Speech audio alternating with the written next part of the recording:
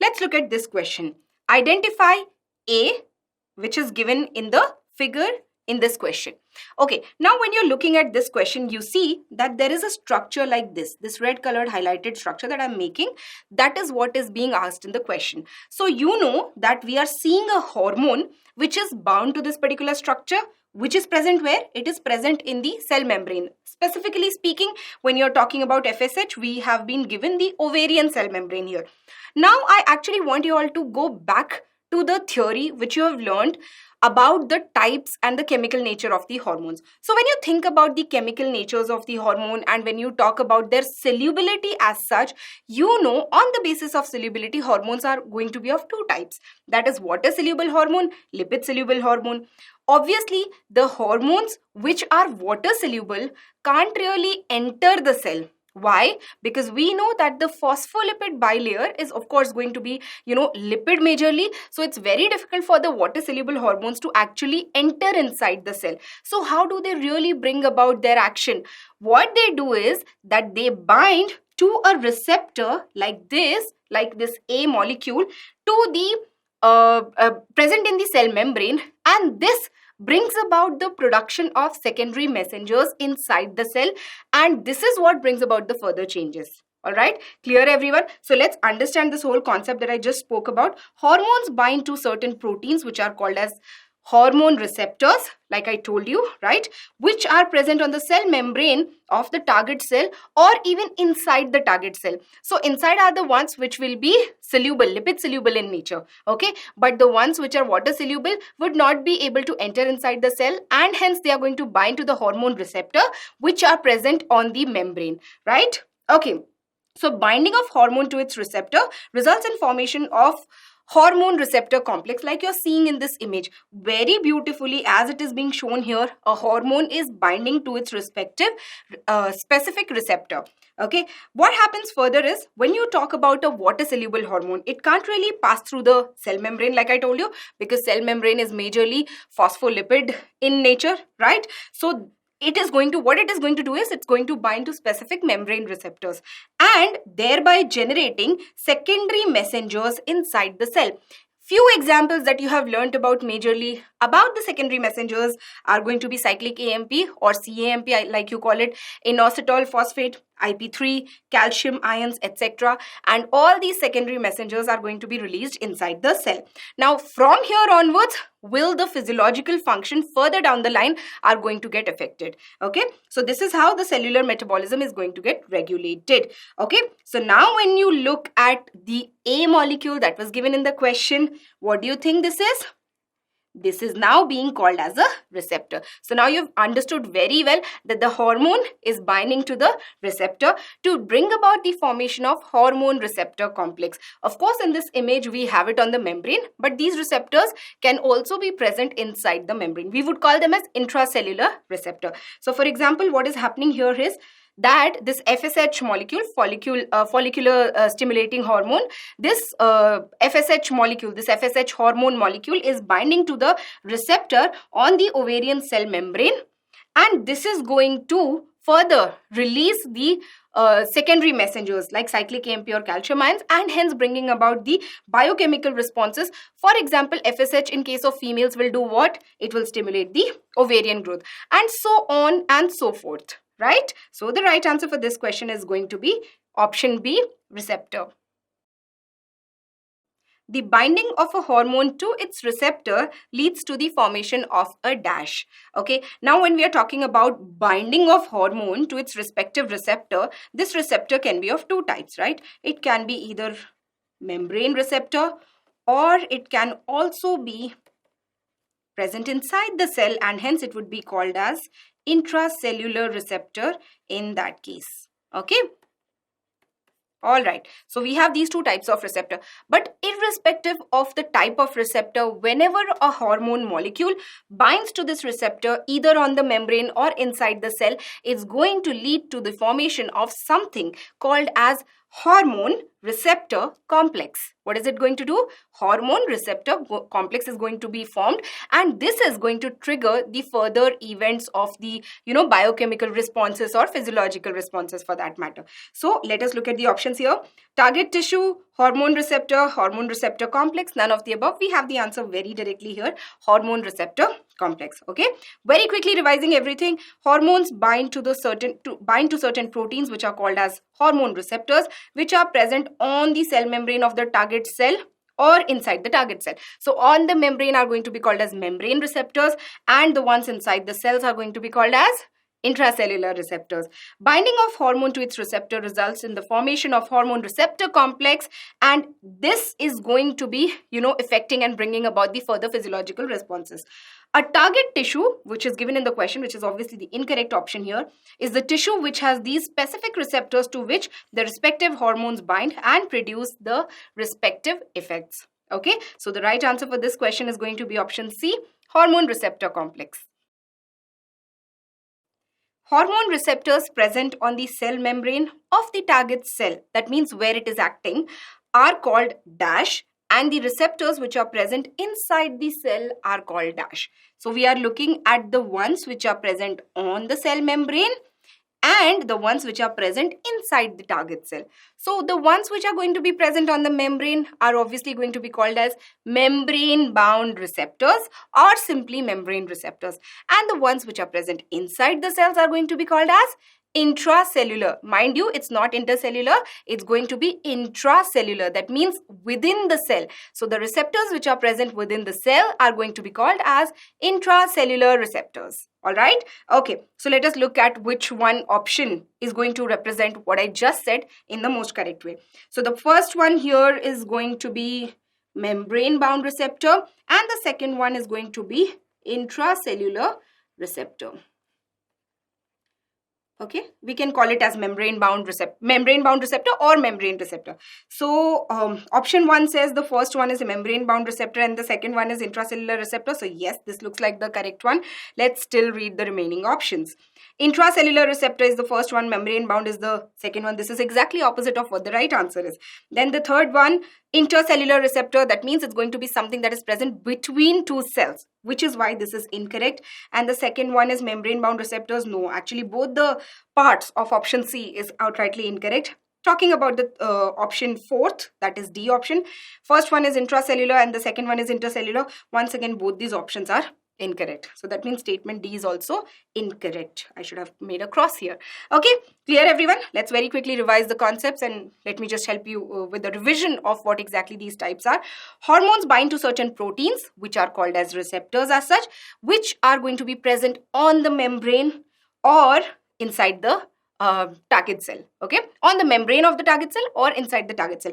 And like you're seeing in this image very beautifully, what is happening here is that the specific hormone molecule is going to bind to its specific receptor molecule. Just think of it like how exactly even enzymes work. Like just think of a ballpoint pen and its cap. You know that one ballpoint pen will only perfectly fit into its own cap, not the other one, right? So similarly here also the structure works. The hormones are going to bind to their own specific receptors, be it present on the membrane or inside the cell. Okay, forming the hormone receptor complex as such.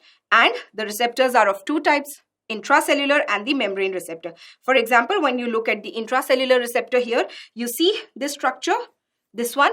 This is basically a receptor present inside the cell, and this is what is going to bind to the hormone here, forming the hormone receptor complex. Okay, like this. Yeah, okay. Clear? And then talking about the membrane ones, it's going to be obviously present on the membrane, and this is where it's going to bind with the hormone, and the hormone would not be able to enter the cell in this case.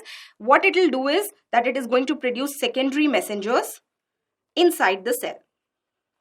This is how it really works. Okay. So it's going to bring about the formation of secondary messengers inside the cell. All right. So the right answer for this question is going to be option A. How many of the following hormones do not enter the target cell? Okay, now for a hormone to not enter the target cell is going to be dependent upon its solubility, right? If it is a lipid soluble hormone, it's obviously going to be entering the cell. But if it's a water soluble kind of a hormone, then it's going to bind to the membrane bound receptor and not itself enter into the cell. Okay, it will not enter the cell. What it will do is it will bring about the release of secondary messengers by just binding onto that membrane bound receptor. Clear, everyone? So here what we have to do is, out of the given listed hormones, that is iodothyronin, testosterone, estradiol, insulin and glucagon, what we have to look for would be, we have to look for water soluble hormones. Okay, because as I said, water soluble hormones are the ones which are not going to enter the target cell. Okay, clear, everyone? Now when you look at iodothyronin, this is basically going to be a lipid soluble hormone. Basically the thyroid hormones belong to this category. Talking about testosterone and estradiol, these are sex hormones which are obviously steroid derivatives, and hence, or rather I should say cholesterol derivatives, they are basically steroid hormones, and hence these two also are lipid soluble. Okay, let me write it down here for you. This one is also lipid soluble. Then talking about insulin and glucagon, both of these are proteinic in nature. These hormones are protein in nature, that is insulin and glucagon, and hence these are going to be water soluble, and hence the answer would be option D, that is 2 out of the following given hormones are not going to enter the target cell because they are water soluble. Clear, everyone? So because they are water soluble, they are going to bind to the membrane bound receptor and not enter the cell themselves. Clear, everyone? Okay. So let's very quickly revise everything what I just said. So hormones are going to be of 2 types: lipid soluble, water soluble. Lipid soluble ones are basically the steroids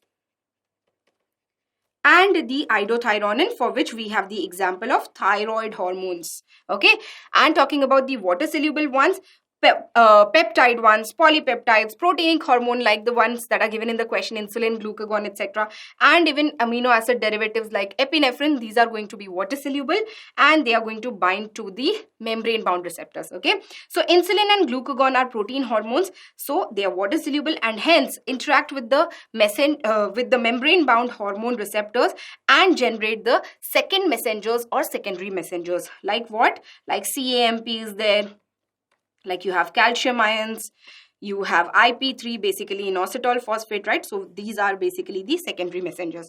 Thus, these hormones do not enter the target cell directly, like you're very clearly seeing in this image. So you see this green colored structure here.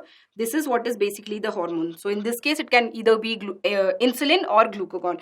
And as you see here, this cell, this hormone is binding to the membrane receptor present on the membrane of this particular cell. All right. And when you look at the hormones like iodothyronin, testosterone, estradiol, which is what is given in the question, but they can be more of the steroid hormones. They interact with the hormone receptor which are present inside the cell, that is intracellular receptors. Thus, they are going to enter the cell. So this hormone here, I am coloring it again, is going to enter and bind here to the intracellular receptor. Clear, everyone? So, yes, the right answer for this question is going to be option D. Which of the following hormones can cross the cell membrane of the target cell? Okay, now for a hormone to be able to cross the membrane of the target cell as such, it should be lipid soluble. Clear? It should be lipid soluble. Now let us try to identify which of the following given options are lipid soluble. First one, epinephrine. Now this is an amino acid derivative. Hence it is going to be, this is separately so that you don't get confused. Hence it is going to be water soluble. Okay, I'm writing it down in short here. Okay, then we are going on to option B, which is FSH. Now, FSH by nature is a protein hormone, follicle stimulating hormone. It's a protein hormone. Hence, this is also going to be water soluble. The third one, progesterone, is basically a steroid hormone. Okay, so this one is going to be lipid soluble, and obviously there we get our right answer. Let us still look at option D here. not statement D, option D, which is prolactin. Now, prolactin is again a protein hormone, and hence this becomes water soluble in nature, and hence we get a right answer here as option C. Okay, let's revise the concept. All right, so hormones that binds to certain proteins called as hormone receptors, which are present on the cell membrane of the target cell or inside the target cell to form something called as hormone receptor complex, like you are seeing in this image getting formed. Receptor complex, let me write it down here. Yes, it was not fitting in the same line. So hormone receptor complex is what is getting formed here in this particular image. All right. Now, when you talk about lipid soluble hormones, which basically includes the steroid ones and the iodothyronins, all right, they can cross the cell membrane's lipid bilayer and enters the target cell. So here they are going to bind to the intracellular receptor. Since progesterone, which is given in the question, is a steroid hormone, this can cross the cell, and hence this becomes the right answer, right? So you are seeing here a beautiful image which represents to you how exactly this lipid soluble hormone has traveled in the blood. It has come to that specific target cell. It has easily crossed the membrane barrier. Now it has entered the cytoplasm, and from here it has, in this case, this progesterone has specifically entered the nucleoplasm also, crossing the nuclear membrane barrier and bound to its specific receptor and formed the hormone receptor complex. Now from here onwards, it will bring about whatever physiological functions it has to perform and whatever biochemical responses have to be brought about. Clear, everyone? Then we go on to the water soluble hormones. These are the ones which include those that are amino acid derivatives, or they are peptides, polypeptides, or proteins. These all interact with the membrane bound receptors as they cannot really directly themselves enter inside the cell. So like once again you see in this beautiful image, there are these water soluble hormones. You see that they have bound to the membrane receptor here. You see this hormone? Yes, it has basically bound to the membrane receptor here, and this kind of binding, this kind of formation of hormone receptor complex has brought about the formation of secondary messengers, like you can have calcium ion, you can have cyclic AMP for that matter, inositol phosphate, etc. So all these secondary messengers are going to be formed within the cell, within the cytoplasm, and this in itself will further bring about all the further changes that has to happen to bring about those effects which are specific to that particular water soluble hormone. Clear, everyone?